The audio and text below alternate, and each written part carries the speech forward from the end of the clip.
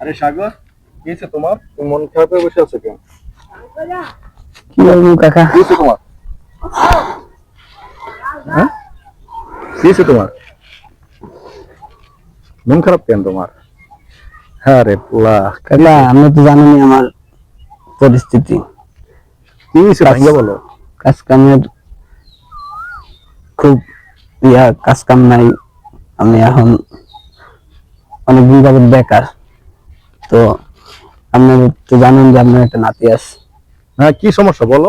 কারণ আমার নাতি চাইছিল যে এবার কোরবানি ঈদে গরুর মাংস দিয়ে ভাত খাইব। তাতে কি হয়েছে? তো আমি এখন পর্যন্ত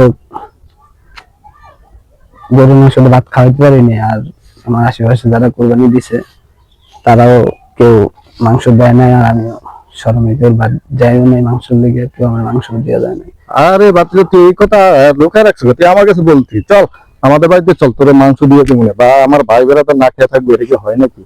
আমার আশেপাশে অনেকেই কোরবানি দিছে কিন্তু কেউ মাংস দেয় নাই। শোনো, এই সমাজে মানুষ এখন কুরবানি দেয় লোক দেখানোর জন্য। তাদের গাড়ি বাড়ি টাকা আল্লাহ পাক দিছে, কিন্তু তারা কুরবানি যে দেয়, যে কুরবানি কিভাবে দিতে হয় সেই বিষয়টাই জানে না।